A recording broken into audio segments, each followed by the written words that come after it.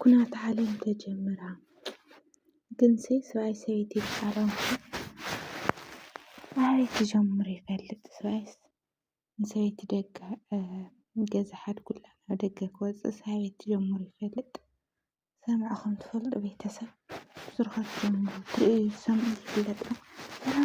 ሰላም ናይ ቻናለይ ተኸታተልቲ ከመይና ኢኹም ደህና ዲኹም? ኣነ ሰላም ኣምላኽ ይመስገን ከልኩምኹም ሰላምኩም ይብዛሕ ሰላምኩም ብዙሕ ትርፍ ይበልለይ እናበልኩ እምበኣር ቻናለይ ሓደስቲ ትኮንኩም ላይክ ሼር ሰብስክራይብ ብምግባር ቤተሰብ ሁኑ ቤተሰብ ናብልሙድ ላይክን ትኾኑ ቤተኹም ኮሜንት በመምራር መበረታትኩም ኣይፈለየኒ እናበልኩ ስለትገብሩለይ መበረታትዓ ድማ ኣምኒየለይ ካብ ልቢ የመስግን እናበልኩ ማለት እዩ ሎማዓንቲ ብዝገርም ቪድዮ መፀኒኹ ማለት እዩ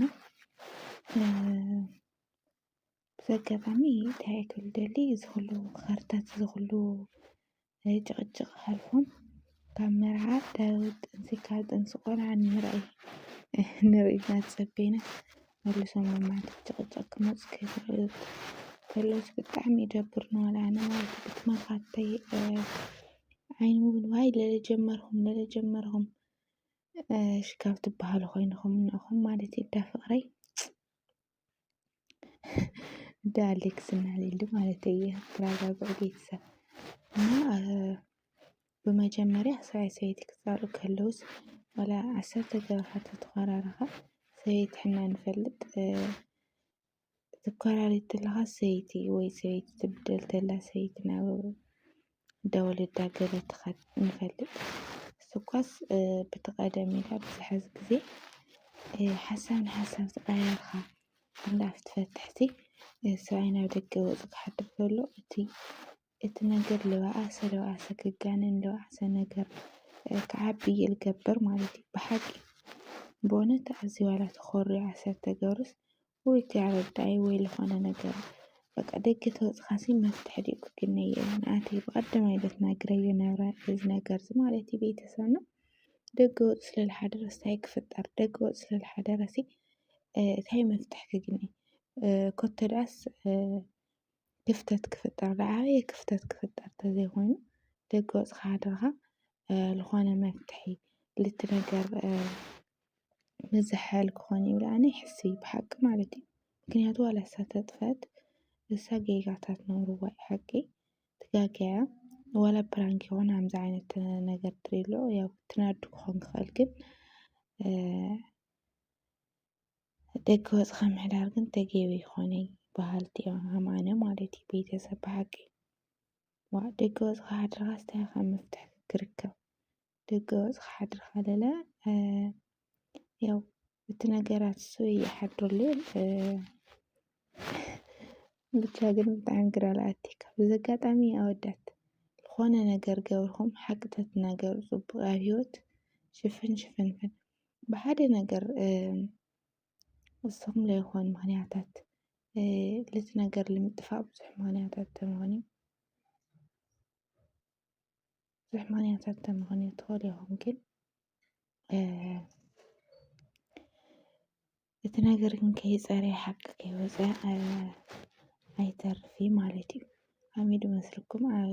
ዓዲ ቤተሰብ ሓድረ ውልዋ ማለት የድልና መጀመርያ ጥፋእ ናይ ልሊ ዋላ ፕራንክ ይኹን መስተ ብዙሕ ግዜ ነብሰ ፁር ኮይንካ መስተ እናሰተኻ ገለ ሰክርካ እናዓገርገርካ ተንተን እናበልካ ትፅበይ ጌጋ እየ ልብል ኣነ ማለት እዩ ምክንያቱ እሱ ኖርማል መስልዎ ትናዱ ትባሳጭዩ ማለት እዩ ቤተሰብና እዚ ጌጋ ንኣት እዩ ናታ እየ ልብል ግን ተወፅካ ምሕዳር መፍትሒ ይኾነ ኣነ ማለት እዩ እና ብመጀመርያ ኣበይ ሓድርካ ክበሃል ተሎ ዓዲ ቤተሰብ ይሓድር ማለት እዩ እና ያው እንትደዎ ግን ልትፈንጭሕ ነው ገንበሩ ትለዝቅ ላዝቃና ግን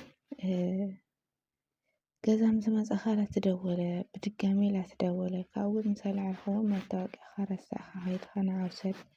ልብል መልእክቲ ይነብሩ ካብ ሓንቲ ጓል ይኣትውላ ማለት እዩ እና ኣየኣምነካ ሓሻዊ ኢኻ ንምንታይ ትሕሽወኒ ኣዝለሲ ኣበይ ኣምሓደርካ ምስ መን ኣምሓደርካ ፅበየኒ ኣትብላ ወይዘሮ ሊሊ ማለት እዩ። እና በዚ ኣጋጣሚ ብመጀመርያ እምነት ርህብዎኒ ብሓቂ ማለት እዩ። ያው ሕና ደቂ ኣንስትዮ ግን ሓደ ግዜ ዋላ ዝኣመናዮም ሃምለ ይገበርላ ፈለጥናዮ ዝኾነ ችክ ንብሎ ነገር ነው ማለት እዩ። ሊሊ እውን ንእሽተን ሓይሊ ንእሽተን ችክ ናይ ምባል ባህርያት እኒሀወን እዩ ማለት እዩ። ቤተሰብ ብሓቂ ሰበይቲ ሃምዚ ዋላ ፕራንክ ይኹን ዋላ ድራማ ይኹን ሰበይቲ ክትሕትብላ ይፅቡቅ ብሓቂ ሊሊ ማለት እዩ። ክንዲ ዝኣክል ምሕያል ክንዲ ዝኣክል ሰብኣይ ምምንጫቕ ተገቢ ኣይኮነን ብሓቂ ዋላ ብባህልና ይኹን ብነታትና ይቅርታ ግን ቤተሰብ ዝርብሽ ድምፂ ነው። ሰበይቲ ትድቅስላ ብጣዕሚ ድምፅና ድቃስ ትኮርፍላ እያ እና ቤተሰብ እንታይ ክብለኩም ደልየ ሰበይተይ ብሓቂ ህድእ ትብላ ርግእ ትብላ ኩሉ ዘጥዕመላ ፅቡቅ ለባህልቲ እየ ማለት እዩ። ሊሊ ግን ዋላ ትመልከቲ ዓይኒ ብሓቂ ማለት እዩ ብእውነት ኣብ ተመልከቲ ዓይኒ እውን ዋላ ጌጋ ይሃልዩ ኣሌክስ ኖርማሊ ኣሌክስ ጌጋ የብሉይ ኣይኮንኩ ኣለኹ ጌጋ ኣለዎ ዓብይ ገጋ ግን ሃምዝኻ ዓይንኻ ኣፍጥጥኻ ላጎትትኻ ላበጨቕኻ ሰብኣይ ሃምዝኻ ምግባር ብእውነት ተገቢ ኣይኮነን ብሓቂ ማለት እዩ። ሰይጣን ሕማቅ እዩ ቤተሰብና ሰይጣን ሕማቅ ወይ ትናዱ ገለግብ ተለብል ሓዝስሊ መን እዩ ተጠያቂ መን እዩ ገገኛ ክበሃል ብሓቂ ማለት እዩ። እና ህድእ ተትብል ፅቡቅ እዩ። ካብኡውን ካብ ካሜራ ጀርባ ተትፈትሕዎ በሃልቲ ኣነ ድራማ ምዃኑ እርግጥ ኩላትና ንጥርጥር ኣለና ግን ድራማ ተለይኮይንና ኖርማል ሂወት ከምዚ ዓይነት ሂወት ሙሉእ እዩ። ኣብንታይ ሓድርካ ሰትዩ ደገ ዝሓድር ይህሊ ወይ ዝኾነ ነገር ኣብ ምንታይ ሓድርካ ዋላ ሰበይትካ ምጥያቅ ሰበይትካ ምጭቅጫቅ ልንሆ ኢልና ንፈልጥ ኢና ግን ብህድኣት ተትኾን ፅቡቅ እዩ ማለት እዩ። ህድእኻ ምርድዳእ ግን ናብ ሚድያ ለይምውፃእ ዋላስ ናብ ሰብ ድንህዎ ለይምውፃእ ባዕልካ ምፍታሕ ምሙኳር ፅቡቅ እየ ልብል በኣነ ማለት እዩ። ብሓቂ እቲ ናይ ሚድያ ሰብ እኳስ ክንዳይን ኣምልፀሎኦም ብጭቅጭቅ ክመፁ ከለውስ ዋይ ለለ ጀመርኩም ዋይ በቃ ብእውነት ማለት እዩ። እና ናብ ሚድያ ከምዚ ዓይነት ነገር ተለይተውፅኡ ሓንቲ ናይ ወትሮኩም ካልእ ፕራንክ ሙሉእ ትሰርሑ ተብልኩም ብዙሕ ለመድ ፕራንካት እኒሆ ብዙሕ ነገራት ማለት እዩ። እና ካብዚ ከምዚ ዓይነት ፕራንክ ተትወፁ ማለት እዩ። ብሓቂ ተኾነ እሽካ ትትንፍሲ እሽካ ትትንፍስ ማለት እዩ። ብሓቂ እሽካ ትገላገል ካብዚ ከምዚ ዓይነት ጭቅጭቅ ድንህዎ ድራማታትኩም ተትርሕቁ በሃልቲ እየ ማለት እዩ። ብሓቂ እና ኣወዳት እውን ከምዚ ዓይነት ነገር ተተሓድጉ ክበርኹም ይኹን ኣክበርኩም ይኹን ደገ ወፂእካ ምሕዳር ነውሪ ብሓቂ ማለት እዩ። ተኸብርኩም ሰበይትኩም ምብባል ሰበይትኩም ምሽንጋል ሰበይትኩም ኣጥፍኤ ማለት ፅቡቅ እዩ። ተኸብርኩም ድማ ያው እስካሳ ኣጥፍኤ ትብለኩም ኣብ ገዛኩም ኮፍ ከዚ እኮ ዓለሚ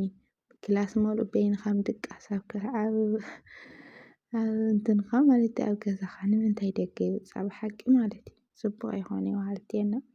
ቤተሰብ ናይ ሎማዓንቲ ቪድዮና እዚ ይመስል ነይሩ።